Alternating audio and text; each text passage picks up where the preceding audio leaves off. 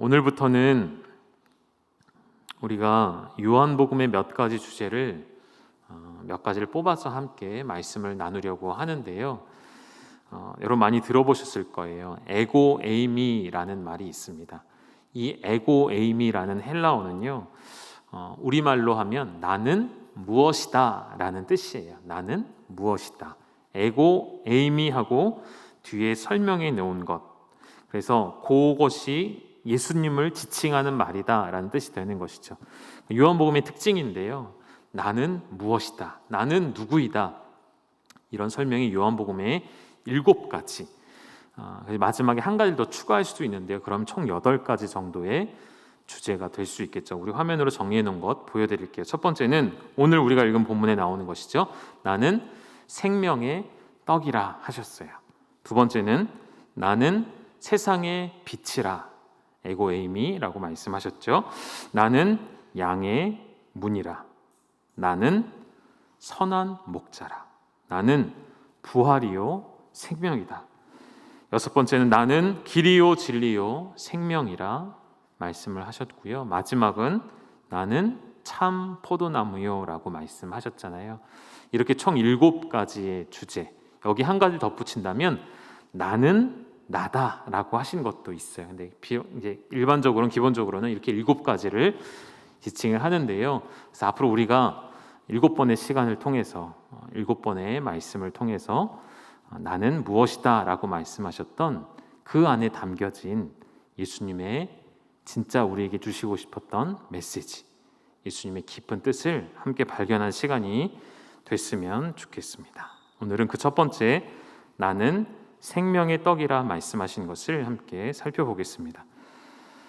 여러분 6장 전체가, 여러분 성경책을 펼쳐 놓으셨다면 아마 확인하실 건데요, 굉장히 길어요. 다른 장에 비하면 요한복음 6장이 굉장히 길고요. 이 주제가, 전체 주제가 참된 양식에 관한 주제입니다. 생명의 양식은 무엇이다 라고 예수님이 계속 설명해 주시는 내용이 6장에 나오죠. 왜 6장의 내용이 이렇게 많을까 생각해 보면 예수님이 하고 싶으셨던 말씀이 참 많으셨던 것 같아요. 그리고 반대로 생각하면 예수님은 알려주시는데 그 무리들은 깨닫지 못하니까 계속 질문과 답이 오가면서 예수님이 점점 더 길게 설명해 주시는 내용들이 나오죠. 배경을 좀 보실까요? 이 6장에 이 사건이 나오는 참된 양식, 생명의 떡이라 말씀하시게 된 배경의 앞에 사건은 오병이어의 사건입니다.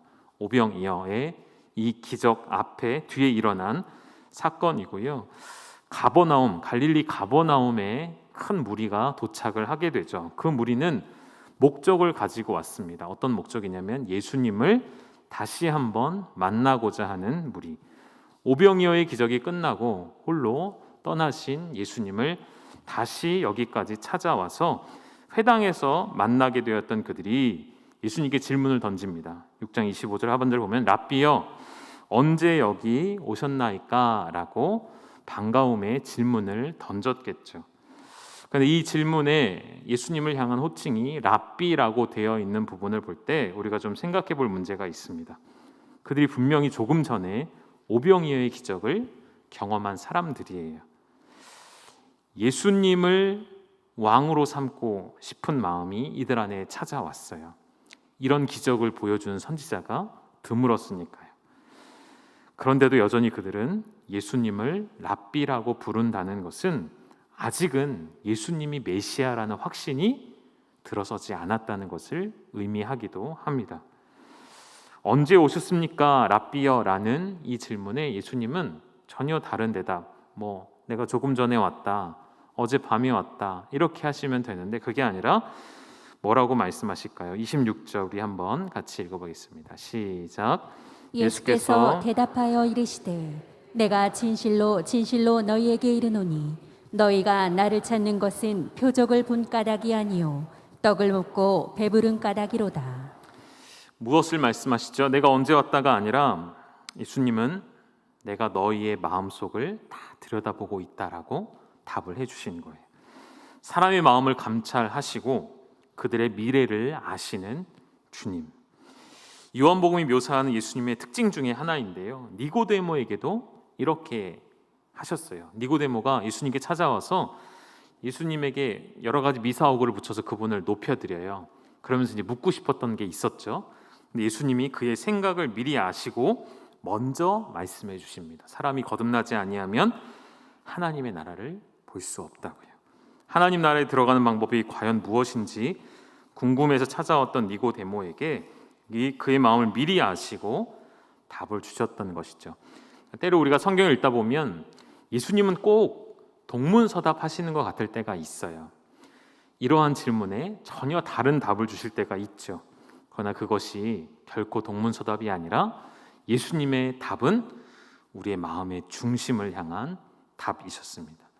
우리의 마음의 의도와 중심을 아시고 우리 내면에 주시는 답이시라는 것이죠. 결국 예수님이 우리에게 대답해 주시는 모든 답변에는 당신이 누구이신지를 드러내는 예수님의 의도가 담겨져 있고요. 또 그 안에는 이런 의미도 있어요. 내가 너를 잘 알고 있다.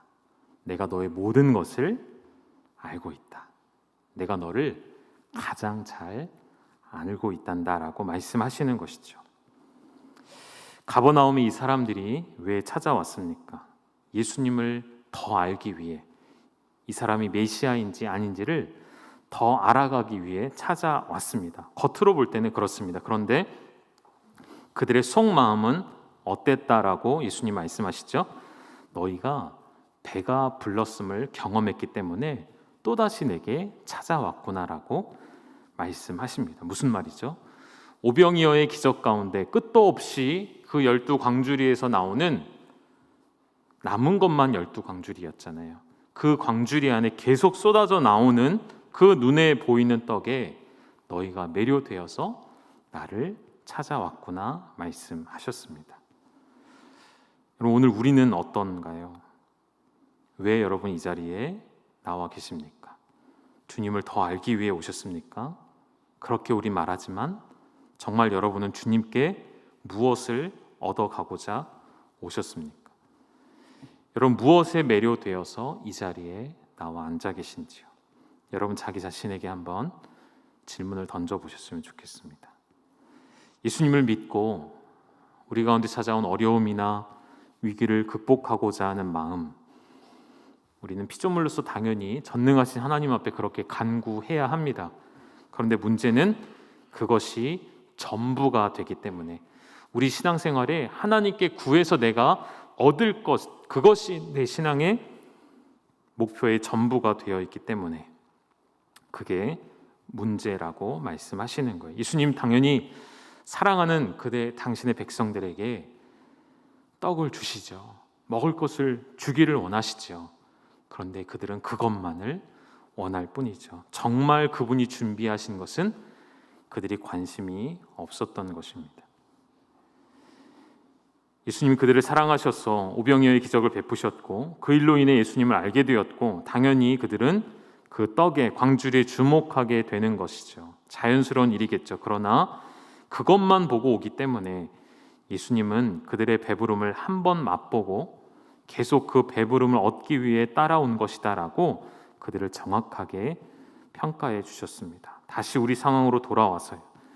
한번 하나님의 기적을, 귀한 역사를 여러분의 삶에 체험하고 경험하고 나니 우리는 계속 우리의 어떤 일에 예수님을 모시고 와서 이것도 해결해 주시고 저것도 해결해 주시고 그러한 우리 주님을 해결사로만 본다는 것이죠.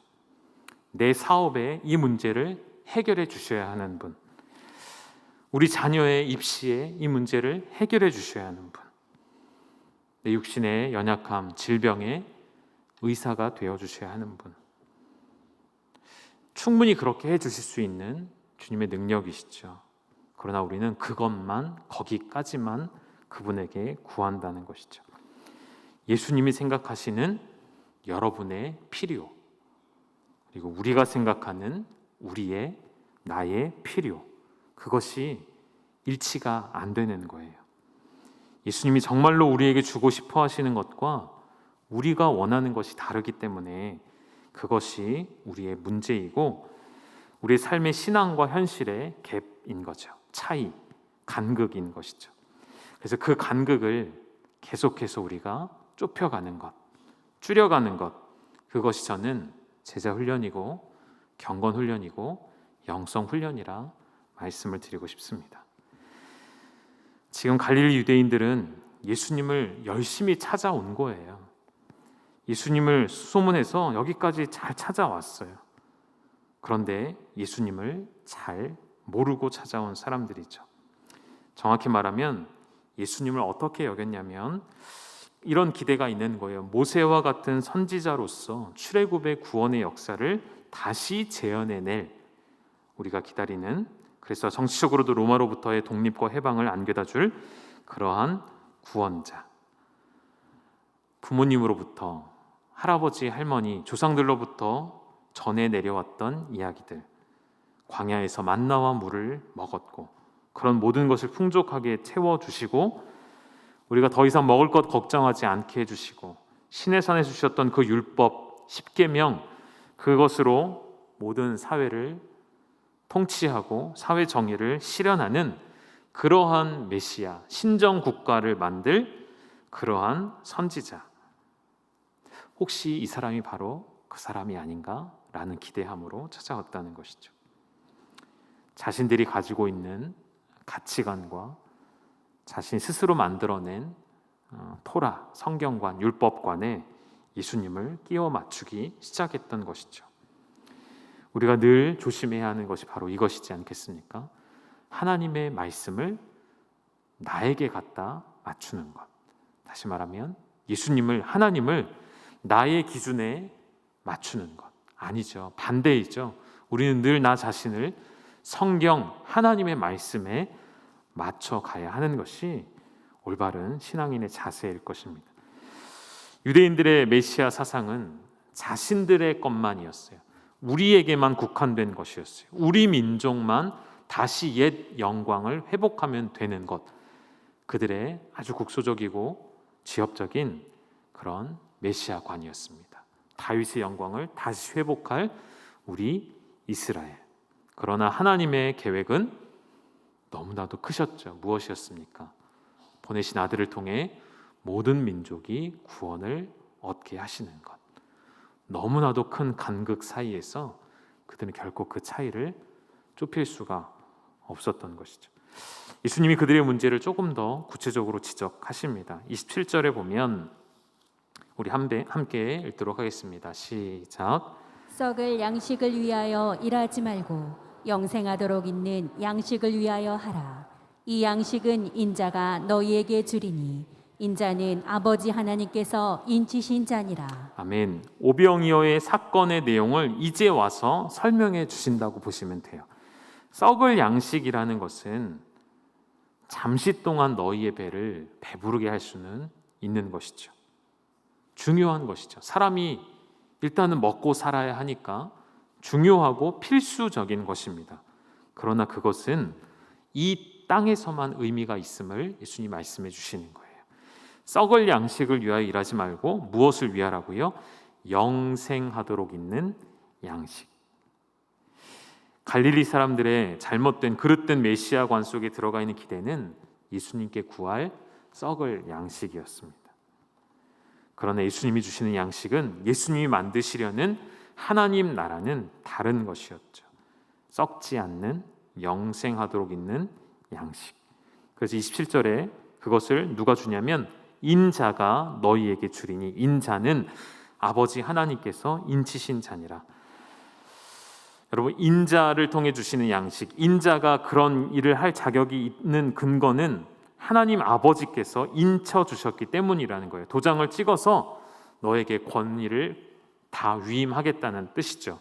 그리고 여러분, 인자라는 말은 이 당시에 많이 쓰는 말이었습니다. 사람의 아들이란 뜻이죠. 인자.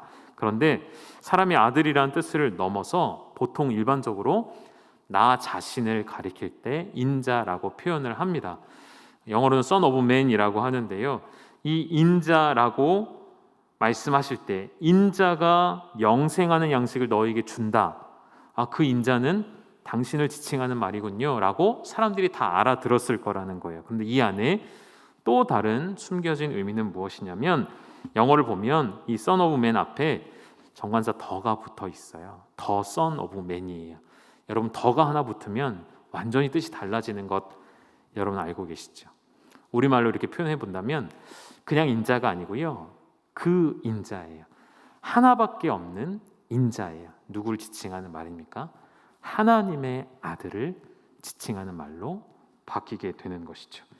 하나님께서 당신의 하나밖에 없는 아들에게 하나님 나라와 권세를 위임하시고 그 마지막 날에 당신의 자녀들로 하여금 그 나라와 영광에 참여하게 하실 그 인자가 바로 나라는 것을 밝히시는 것이죠. 그런데 그들은 깨닫지 못하고 있다는 것이죠. 예수님이 스스로를 인자라고 여러 차례 요한복음을 말씀하실 때마다 그때 어떤 이야기가 많이 나오냐면 자신의 순환을 예고하시고 고난과 죽음을 예고하실 때마다 인자가 십자가에 달려야 하리라 이렇게 설명을 하세요.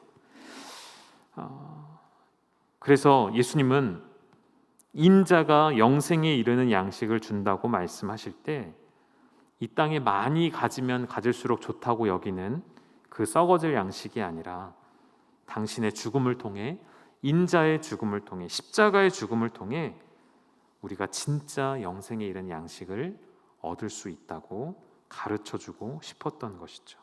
사랑하는 여러분, 우리는 오늘 이미 그 진리를 깨달은 자들임을 믿습니다.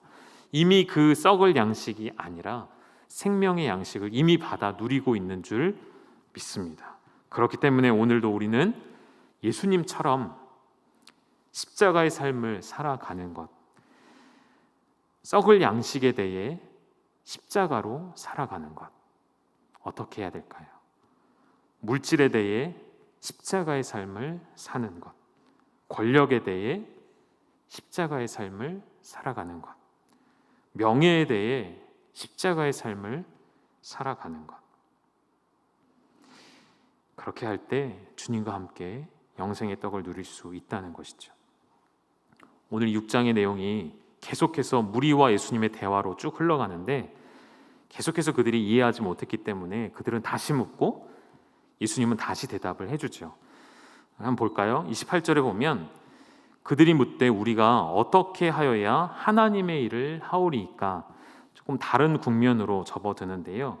유대인들에게 있어서 양식이라는 것은 땀을 흘려서 얻게 되는 양식을 의미하죠.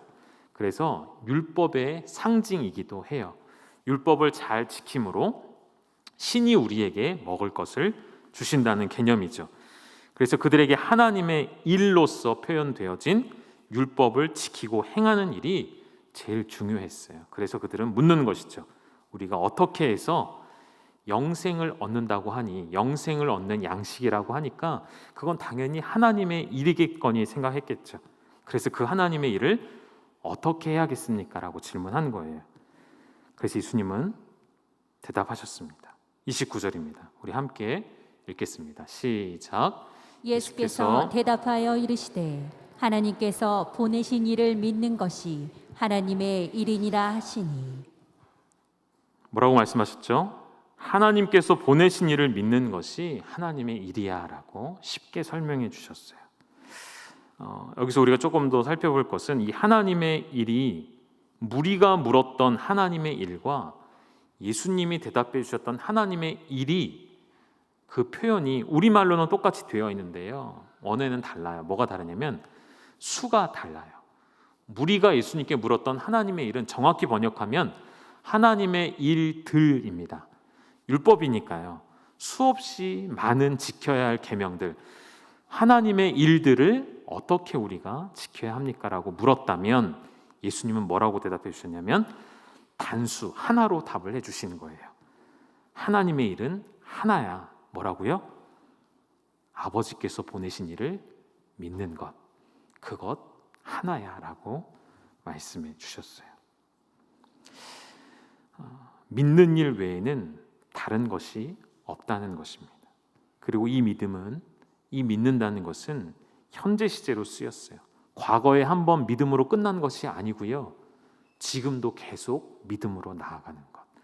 오늘도 믿음으로 고백하는 것.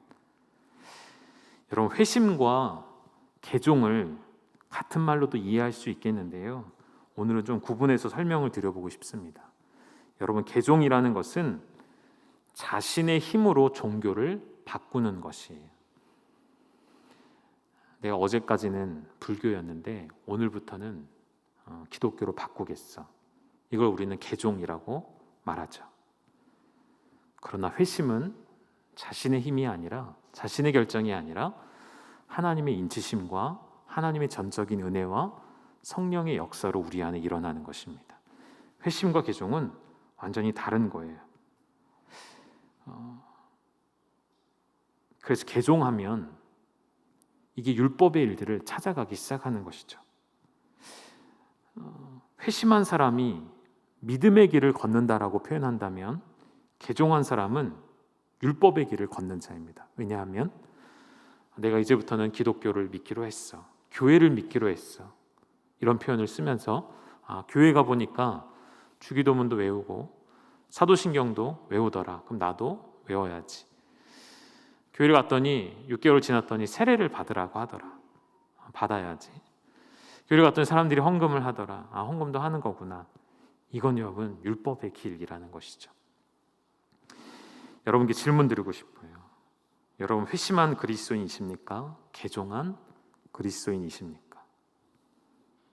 예수님의 수족과도 같이 수제자로서 예수님을 늘 따라다녔던 베드로도 예수님 곁에 있으면서도 그가 깨닫지 못하고 주님의 일을 막은 적이 한두 번이 아니었죠. 대표적으로 마태복음 16장에 가보면 예수님께 이런 책망을 받습니다. 네가 하나님의 일을 생각하지 아니하고 도리어 사람의 일을 생각하는구나. 어떤 일이었을까요? 예수님이 예루살렘에 이제 올라가시면 내가 장로들과 대제사장들과 서기관들에게 고난을 받고 죽임을 당할 거야 라고 알려주셨죠. 그때 그대로 제가 성경을 읽어드리면 베드로가 예수를 붙들고 항변하여 이르되 주여 그리 마옵소서, 이 일이 결코 주께 미치지 아니하리이다. 제가 얌전하게 읽은 것이고요, 성경에 표현되어 있는 것은 항변하여, 예수를 붙들고 항변하여, 예수님을 붙잡고 흔들며 소리 지르며 말하는 거예요. 여기까지 어렵게 왔는데, 우리 다 생업 포기하고 여기까지 왔는데 왜 당신이 죽겠다는 소리를 하는가? 아직 아니라는 것이죠. 아직 개혁해야 하고 이 나라를 해방시켜야 할 사명이 있는데 무슨 소리 하는 거냐라고 예수님을 질책하는 베드로의 모습이었다는 것이죠.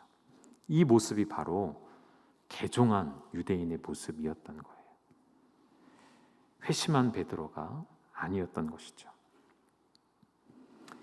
그와 같은 책망이 오늘 이 요한복음 6장 본문에 지금 갈릴리 사람들에게, 그리고 어쩌면 오늘 우리에게도 주시는 하나님의 음성이지 않을까 생각해 보게 됩니다. 이들이 계속해서 예수님에게 요구합니다. 당신이 정말 믿을 만한 사람인지를 증명해 보이라 하죠.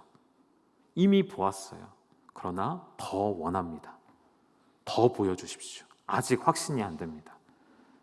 그러면서 시편 78편 24절을 인용해서 오늘 본문의 31절에 이렇게 이야기해요. 기록된 바 하늘에서 그들에게 떡을 주어 먹게 하였다함과 같이 우리 조상들은 광야에서 만나를 먹었습니다. 무슨 말이죠? 당신이 정말 예언된 선지자라면, 모세와 같은 선지자라면 확실하게 증명해 보이라는 것입니다. 어떻게 해요? 우리 조상들이 광야에서 만나를 먹었던 것처럼 오병이어의 기적을 계속 보여주라는 거예요. 하늘에서 만나를 내려보게 하라는 거예요. 예수님 그들에게 이렇게 대답해 주십니다. 32절, 33절 우리 함께 읽겠습니다. 시작. 예수께서 이르시되 내가 진실로 진실로 너희에게 이르노니 모세가 너희에게 하늘로부터 떡을 준 것이 아니라 내 아버지께서 너희에게 하늘로부터 참 떡을 주시나니 하나님의 떡은 하늘에서 내려 세상에 생명을 주는 것이니라. 아멘. 이 말씀에서 두 가지를 깨닫게 해주시죠. 첫 번째는 너희 조상들에게 떡을 준 사람은 모세가 아니라 하나님이셔 라는 것을 그들에게 깨우쳐 주셨고요. 또 하나는 모세를 통해 주셨던 그 만나와 지금 하나님께서 주시는 참 생명의 양식, 이 떡은 완전히 다른 것임을 알려주십니다. 오병이어의 표적도, 모세를 통해 주신 표적도, 광야의 만나도 그 안에 담겨져 있는 하나님의 진짜 마음, 영적인 의미를 그들이 보지 못했기 때문에 예수님이 풀어서 설명해 주시는 거예요. 여러분, 이 신명기 말씀에 정확하게 그 일들에 대해 이렇게 표현이 되어 있습니다. 신명기 8장 2절을 보시면 여호와께서 40년 동안 너희에게 광야의 길을 걷게 하신 것을 기억하라. 이것은 무엇 때문이죠?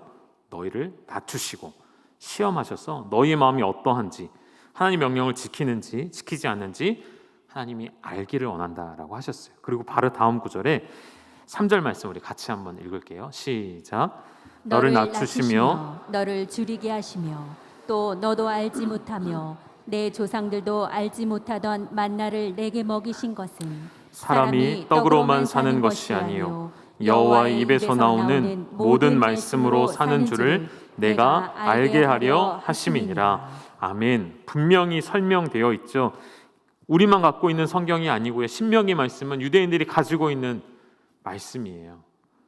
사람이 떡으로만 사는 것이 아니라 여호와의 입에서 나오는 모든 말씀으로 사는 줄을 너희에게 알게 하시려고 광야의 만나를 주셨다는 거예요. 만나의 표적은 모세를 주목하라고 주신 것이 아니라 하나님을 의지하게 하시려고 주신 표적이었다는 것이죠. 그러나 백성들은 수백 년, 수천 년이 흐르는 동안에도 여전히 모세밖에 몰랐던 것이죠. 우리가 주목해야 할 것 동일합니다. 우리 눈앞에 주어진 표적이 아니라, 어떤 사람이 아니라, 내 손에 들린 어떠한 하나님 주신 양식이 아니라 그것을 주신 하나님, 그것을 우리에게 허락하신 그분에게 우리 시선을 맞추시기를 주님의 이름으로 축복합니다. 이번 임직선거를 앞두고 여러분 무엇을 기대하시나요? 다 똑같은 죄인이죠. 다 똑같은 사람입니다. 특별한 것 없습니다. 그저 겸손히 하나님 앞에 섬길 수 있는 사람, 자신의 생각보다 주님의 마음을 먼저 생각하는 사람, 그러한 사람이 임직되어 주의 교회를 더 이롭게 할 수 있기를 저는 기도하고 소망합니다.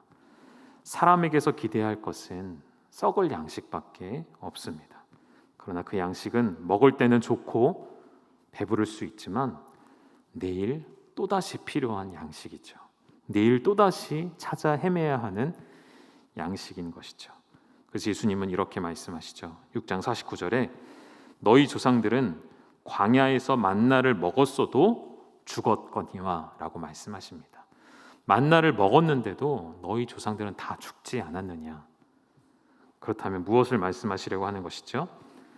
내가 주는 떡은 먹으면 죽지 않고 영생하는 떡이라 가르쳐 주시는 거예요. 만나를 먹는 것과 영원한 생명을 얻는 것은 전혀 상관이 없다는 거예요. 만나를 먹어야 하나님의 백성이 되는 것이 아니었죠. 만나를 아무리 많이 먹었어도 그들은 다 죽었고, 불 기둥과 구름 기둥을 경험할지라도, 광야의 그 40년의 고통을 견디고 넘어왔을지라도 하나님을 신뢰하지 않는, 하나님을 찾지 않는 이스라엘은 멸망하게 되었습니다. 광야에서 이스라엘 백성들이 죽었던 것, 1세대가 다 죽었던 것은 그들의 수명이 다해서 죽은 것이 아니었죠. 그것은 불순종의 결과였잖아요. 우리 33절의 말씀을 다시 보면 하나님의 떡은 하늘에서 내려 세상에 생명을 주는 것. 이 문장이 두 가지로 번역이 가능한데요. 하나는 이 문자 그대로 하나님의 떡은 세상에 생명을 주는 것이다 라는 것이고요. 하나는 이것을 사람으로 바꿔 표현할 수 있어요. 하나님의 떡은 세상에 생명을 주는 사람이다 라고 해석할 수가 있습니다. 정확하게 예수 그리스도를 지칭하는 말씀인 것이죠. 그들은 생명을 주는 어떤 특별한 만나와 같은 눈에 보이고 손에 만져지는 물질적인 것이 손에 잡힐 줄로 알았죠. 오병이어의 기적을 상상해 보십시오. 여러분이 그 현장에서 그 끊임없이 나오는 떡을 먹었다 생각해 보십시오. 어떤 특별한 것을 그들이 먹었다 생각했을 거예요. 그러나 그것은 시간이 지나고 나니 또 배가 고파지는 이 땅에 썩을 양식이었을 뿐인 것이죠. 그래서 예수님은 이들의 생각을 두 가지를 바꿔주시려고 하셨어요. 첫 번째는 물질주의에 사로잡혀 있는 메시아 사상을 이들이 깨트리기를 원하셨고요. 두 번째는 이들 안에 자기들만이 가지고 있는 특권의식, 민족주의적인 메시아 사상을 깨트리기를 원하셨어요. 하나님의 떡은 너희가 이 땅에서 잘 먹고 잘 살게 하는 그런 물질주의적인 떡이 아니라는 것, 그리고 하나님이 주신 떡은 너희 이스라엘에게만 국한된 것이 아니라 온 민족에게, 온 세상에 주시는 생명이라는 것을 가르쳐 주시기 위한 떡이라는 것, 이 두 가지를 그들에게 가르쳐 주셨던 것이죠. 우리 마지막 두 구절을 보고 말씀을 정리하도록 하겠습니다. 34절에 보면 그래서 그들이 이제는 고백합니다. 그렇다면 주여 이 떡을 항상 우리에게 주소서. 하늘의 떡을 항상이라는 건 무엇을 또 생각하는 것일까요? 만나가 매일매일 광야에 내렸던 것처럼 우리가 고민하지 않도록 매일매일 우리에게 주십시오. 예수님의 대답입니다. 오늘 말씀이죠. 35절 함께 읽겠습니다. 시작. 예수께서 이르시되 나는 생명의 떡이니 내게 오는 자는 결코 줄이지 아니할 터요 나를 믿는 자는 영원히 목마르지 아니하리라. 아멘. 드디어 예수님이 내가 바로 그 생명의 떡이라 직접 밝히셨죠. 내가 인자이고 인자는 생명의 양식을 나누어 주는 자일 뿐만 아니라 생명의 양식 그 자체라 선포를 하신 거예요. 공관복음이라 하는 마태, 마가, 누가와 이 요한복음을 우리가 따로 구분하잖아요. 그런 이유 중에 하나가 관점이 다르다는 것인데, 요한복음에서 특징적으로 표현되는 것이 있는데, 공관복음에 이 오병이어의 사건이 다 나와요. 사복음서에 다 나오는데, 공관복음에서는, 마태, 마가, 누가에서는 제자들이 예수님이 축사하고 기도하셔서 제자들이 나누어 주는 것으로 설명을 하는데, 요한복음은 예수님이 나눠주시는 걸로 설명해요. 그러니까 요한복음은 온통 예수님에게만 초점이 맞춰져 있다는 것이죠. 사소한 것 하나까지도 그 주인공은 예수님이어야 한다는 의지가 요한의 이 편지 안에는 발견된다는 것이죠. 시기적으로도 그때가 6월절쯤이었어요.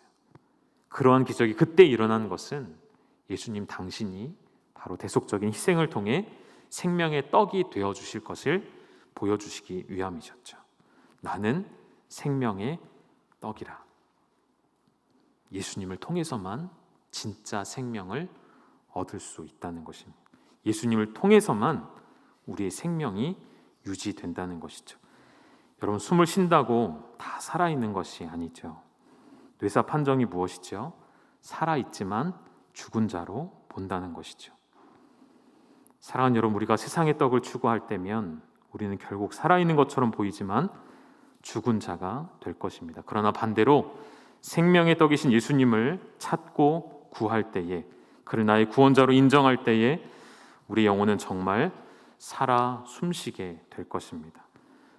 여러분, 믿음으로 산다는 것은 복잡한 것이 아니죠. 이것도 하고 저것도 하고 그런 건 아니죠. 여러분, 주일 성수의 개념, 어떤 것이 주일 성수입니까?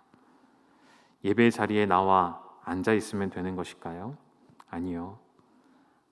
안식일의 참 정신은 무엇입니까? 그날 아무것도 안 하고 쉬면 잘 지키는 것일까요? 아니요. 이 날의 주인이 하나님이심을 믿고 선포하는 것이죠. 그러면 당연히 나는 어느 자리로 가는 거예요? 그가 창조주이시고 그가 하나님이에요. 그가 주인이세요. 그럼 나는 당연히 종의 자리로, 피조물의 위치로 들어가게 되는 것이죠. 나의 주권을 하나님께 맡겨드리는 것, 원래 주인이신 그분께 돌려드리는 것, 내 양식, 내 물질, 내 모든 주도권을 하나님께 드리는 것이 진짜 안식, 진짜 믿음의 길인 줄 믿습니다. 여러분 앞에 오늘 두 선택지가 있습니다. 하나는 지금도 우리가 보는 눈앞에 하늘에서 만나가 내려와서 놀라운 기적으로 나의 문제가 해결되기만을 바라는 1차원적인 신앙에 만족할 것인가? 아니면 지금 당장 눈앞에 내 손에 쥐어지진 않지만 나의 그 모든 일들이 결국 하나님께서 허락하셔야 됨을 인정하고 참 양식, 참 떡이라 말씀하신 예수님만 바라보는 삶을 선택할 것인가? 여러분 오늘 믿음으로 결단을 내리시고 하나님의 자녀답게 살아갈 수 있기를 주님의 이름으로 축원드립니다. 같이 기도하시겠습니다. 하나님 아버지, 나는 생명의 떡이라 말씀하신 예수 그리스도의 진리의 선포를 통해 이 땅에 썩어 없어질 양식을 찾아 헤매는 우리 어리석은 모습을 뒤로하고 내 영혼에 만족되시며 영생하도록 있는 양식을 이미 우리에게 주셨으니 만족하며 감사함으로 오늘도 살아가게 하여 주시옵소서. 눈앞에 하늘의 만나가 내리기를 기대하는 1차원적인 신앙이 아니라 나의 어떠한 노력도 열심도 결국 하나님께서 내게 허락하셔야만 가능함을 인정하고 오직 참된 생명의 떡이며 양식 되신 예수 그리스도만 구하고 바라는 우리 열방의 모든 가족들 다 되게 하여 주시옵소서. 예수님의 이름으로 축복하며 기도 올리옵나이다. 아멘. 우리 함께 찬양 드리도록 하겠습니다.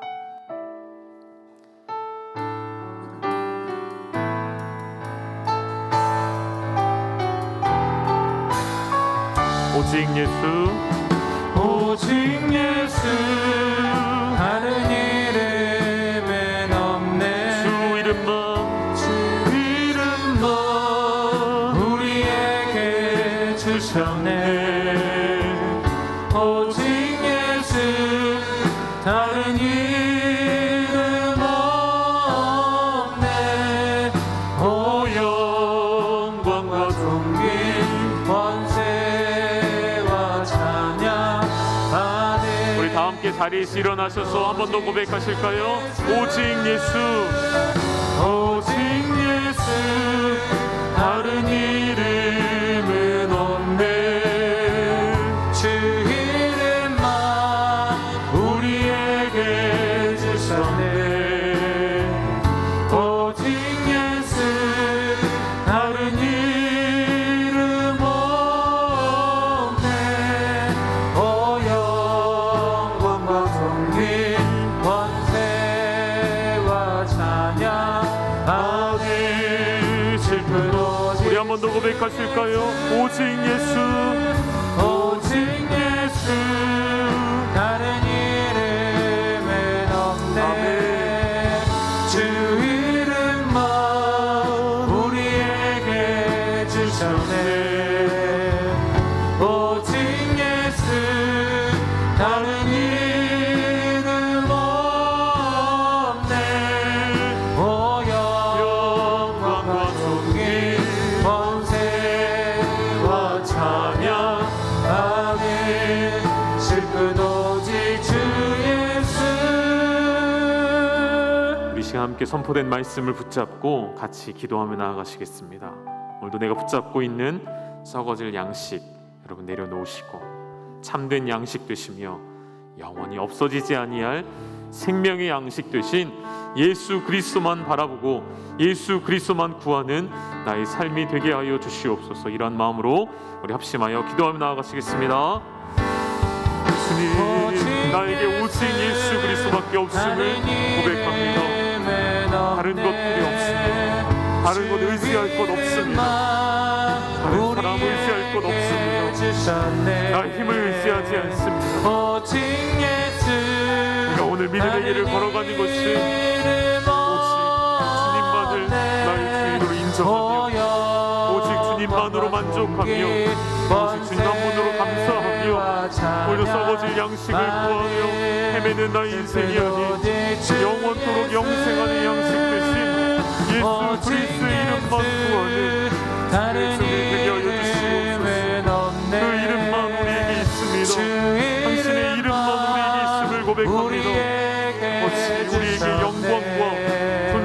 권세를 주셔서 함께 영원토록 통치하리라 말씀하신 주님의 나의 소망을 두고 믿음으로 걸어가는 열방의 모든 지체들 원속들 다 되게 하여 주시옵소서. 오늘 결단을 내리며 하나님의 참 백성이 되는